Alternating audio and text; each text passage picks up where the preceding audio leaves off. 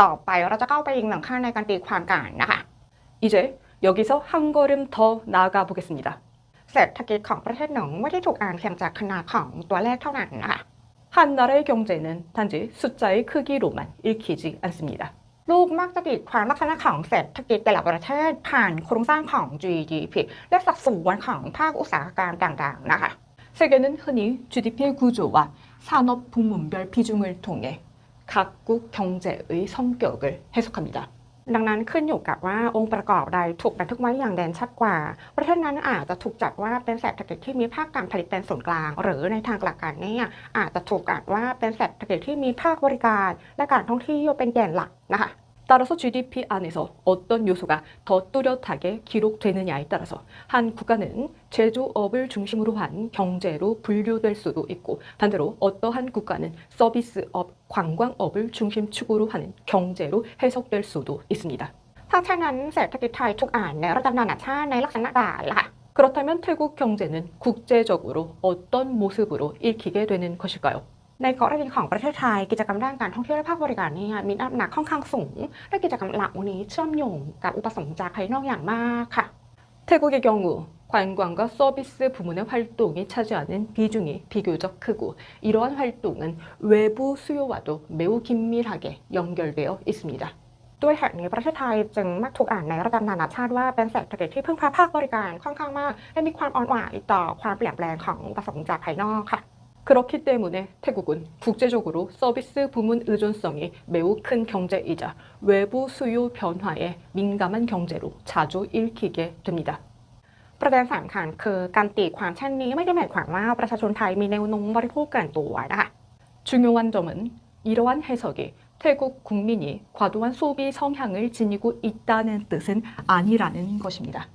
ดังนั้นการที่เศรษฐกิจไทยถูกมองว่าเป็นเศรษฐกิจที่มีภาคบริการเด่นชัดจะไม่ใช่แค่เรื่องพฤติกรรมการบริโภคของผู้บริโภคเท่านั้นแต่เป็นเรื่องของโครงสร้างเศรษฐกิจและวิถีที่อุปสงค์ไหลเข้าสู่เศรษฐกิจไทยในประเทศค่ะ 따라서 태국 경제가 서비스업 중심의 성격을 강하게 지닌 경제로 읽히게 되는 것은 단순히 소비자의 소비 행태 때문만이 아니라 경제 구조와 직접적으로 관련된 문제이며 수요가 국내 경제 내부로 유입되고 연결되는 방식의 문제라고 볼 수 있습니다. ความแตกต่างนี้จะยิ่งเห็นได้ชัดมากขึ้นเมื่อเราเปรียบเทียบกับเกาหลีใต้ค่ะพร้อมกันแล้วอย่างทุกท่านจับไปกันต่อเลยค่ะ 이 차이는 한국과 비교할 때 더 분명하게 드러납니다. 자, 계속해서 이어가 보겠습니다. จับไปกันต่อเลยค่ะ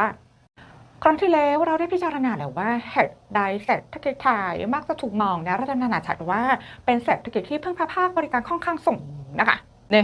지난 시간에 우리는 태국 경제가 왜 국제적으로 서비스업 의존도가 높은 경제로 해석되는지 함께 살펴보았습니다. วันนี้เนี่ยเราจะเข้าสู่ช่วงสุดท้ายของ Chapter ว่า GDP กันต่อเลยนะคะ 자, 이제 GDP 챕터의 마지막 단계로 들어가 보도록 하겠습니다. 자, 본격적으로 시작해 보겠습니다. จะไปกันนะคะในครั้งนี้เราจะเปรียบเทียบเกาหลีใต้กับประเทศไทยเพื่อทำความเข้าใจว่าแม้ทั้งสองประเทศนั้นอยู่ภายใต้สู่ GDP เดียวกันเหตุใดทั้งสองประเทศนั้นมักจะถูกอ่านและตีความออกมาเป็นภาพลักษณ์ที่แตกต่างกันล่ะ 이번 시간에는 한국과 태국을 서로 비교해 보면서 이 두 나라가 같은 GDP 공식 아래에 있음에도 불구하고 왜 이 두 나라의 경제가 서로 다른 이미지로 읽히고 해석되는지를 샅샅이 분석해 보도록 하겠습니다. เกาหลีใต้กับประเทศไทยใช้สูตร GDP เดียวกันแต่เส้นทางที่อุปสงค์จากภายนอกไหลเข้าสู่เศรษฐกิจภายในกลับถูกอ่านแตกต่างกันนะคะ 한국과 태국은 동일한 GDP 공식을 사용하지만 외부에서 발생한 수요가 국내 경제로 유입되는 경로는 서로 다른 방식으로 해석됩니다. ในกรณีของประเทศไทยกิจกรรมด้านการท่องเที่ยวและภาคบริการเป็นหนึ่งในแกนสำคัญของเศรษฐกิจนะคะ 태국의 경우 관광과 서비스 활동은 태국 경제의 중요한 축 가운데 하나를 이룹니다. เมื่อการมาเยือนต่างชาติเพิ่มขึ้นกิจกรรมทางเศรษฐกิจในโรงแรมร้านอาหารการขนส่งการค้าปลีกและบริการในท้องถิ่นโดยรวมมักจะเคลื่อนไหวอย่างรวดเร็วนะคะ 태국의 외국인 방문객이 늘어나면 자, 경제 활동에서 호텔업, 음식업, 교통, 소매업, 그리고 지역 서비스업 경제 활동이 전반적으로 활성화되는 경향이 있습니다. กล่าวคือประเทศไทยมีโครงสร้างที่อุปสงค์จากภายนอกไหลเข้าสู่เศรษฐกิจภายในพันภาคการท่องเที่ยวและภาคบริการเป็นเส้นทางสำคัญหนึ่งนะคะ 다시 말해 태국 경제는 외부에서 발생한 수요가 국내 경제로 유입되는 경로 중 하나가 관광업과 서비스업인 구조를 지니고 있습니다. ในตรงกันข้ามเกาหลีใต้เนี่ยมีโครงสร้างที่ภาคการผลิตและการส่งออกสินค้าเช่นรถยนต์เซมิคอนดักเตอร์และสินค้าอิเล็กทรอนิกส์มีบทบาทสำคัญในระบบเศรษฐกิจนะคะ 반면 한국은 제조업 부문의 비중이 높고 자동차, 반도체, 전자제품과 같은 상품 수출이 한국 경제에서 중요한 위치를 차지하고 있는 구조를 지니고 있습니다. ในกรณีความเปลี่ยนแปลงของอุปสงค์จากภายนอกมักจะไม่ได้เข้าสู่พื้นที่การบริโภคโดยตรงทันทีแต่มักจะสะท้อนเข้าสู่เศรษฐกิจภายในผ่านกระบวนการผลิตการเปลี่ยนแปลงของคำสั่งซื้อและการปรับการส่งออกนะคะ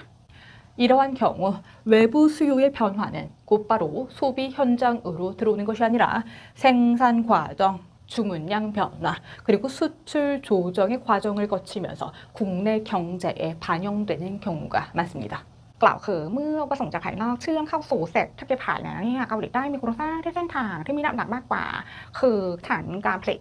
และภาคอุตสาหกรรมการผลิตมากกว่าการบริโภคด้านการท่องเที่ยวหรือภาคบริการนะคะ 즉 외부 수요가 국내 경제로 연결될 때 한국은 관광과 서비스 소비보다는 생산 기반 그리고 제조업 부문을 통해 반영되는 비중이 더 큰 구조를 차지하고 있다는 뜻입니다. ประเด็นสำคัญอยู่ตรงนี้นะคะ 자, 여기서 중요한 점이 있습니다. ประเด็นสำคัญนั้นเนี่ยไม่ได้อยู่ที่ลักษณะนิสัยของประชาชนนะคะแต่อยู่ที่โครงสร้างที่แตกต่างกันในการที่อุปสงค์จากภายนอกเชื่อมเข้าสู่เศรษฐกิจของแต่ละประเทศค่ะ 중요한 핵심은 국민 성향의 차이가 아니라 외부 수요가 각 나라의 경제 안으로 유입되는 구조가 다르다는 점입니다.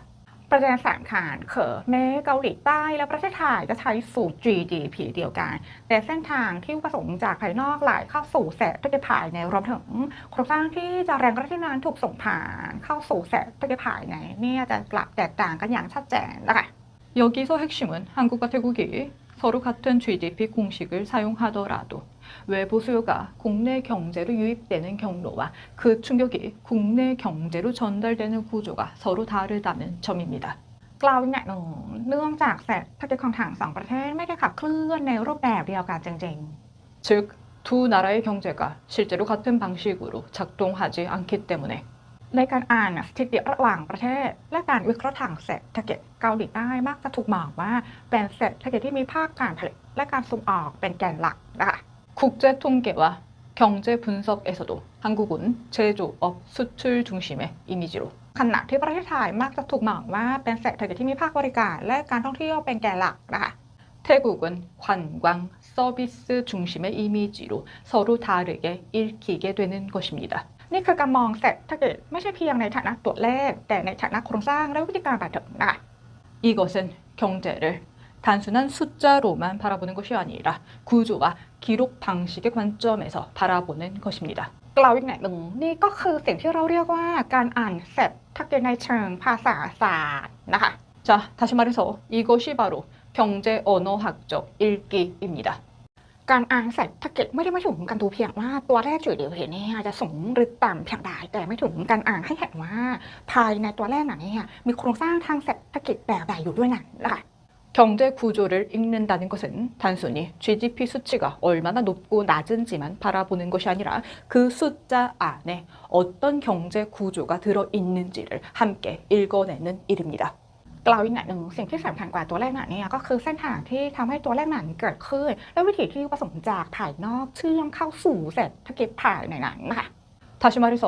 숫자 자체보다 중요한 것은 그 숫자가 만들어지는 경로와 외부 수요가 국내 경제 내부로 유입되는 방식입니다. เราได้พิจารณามาจนถึงด่านนี้แล้วว่าผ่านกรอบของ GDP เนี่ยเศรษฐกิจไทยจะถูกอ่านและถูกมองเห็นอย่างไรในระดับนานาชาติค่ะ 우리는 지금까지 GDP라는 분석 틀을 통해서 태국 경제가 국제적 차원에서 어떠한 방식으로 읽히고 해석되는지를 살펴보았습니다. เหตุใดประเทศไทยจึงดูเหมือนเป็นเศรษฐกิจที่พึ่งพาภาคบริการ 왜 태국이 서비스 의존 경제처럼 보이는지 เหตุใดจึงถูกตีขวางมาอ้อนไหวต่ออุปสงค์จากภายนอก 왜 외부 수요에 민감한 경제로 해석되는지 และเราได้พิจารณาเลยว่าเหตุใดแม้อยู่ภายใต้สูตร GDP เดียวกันเนี่ยประเทศไทยจึงถูกอ่านและตีความว่ามีภาพเศรษฐกิจที่แตกต่างจากเกาหลีใต้นั้นนะคะ 또한 우리는 동일한 GDP 공식 아래에서도 왜 태국 경제가 한국 경제와는 다른 경제적 이미지로 읽히고 해석되는지를 살펴보았습니다. อย่างไรก็ตามเนี่ยคำถามไม่ได้สิ้นสุดลงเพียงเท่านี้นะคะ 그러나 여기서 질문은 끝나지 않습니다. GDP เนี่ยแสดงให้เราเห็นว่าจะเศรษฐกิจไทยเนี่ยดูเป็นอย่างไร GDP는 태국 경제가 겉으로는 어떻게 보이는지는 보여줍니다. แต่ GDP เนี่ยไม่ได้บอกเราทั้งหมดว่าเศรษฐกิจนั้นเนี่ยถูกสร้างขึ้นโดยใคร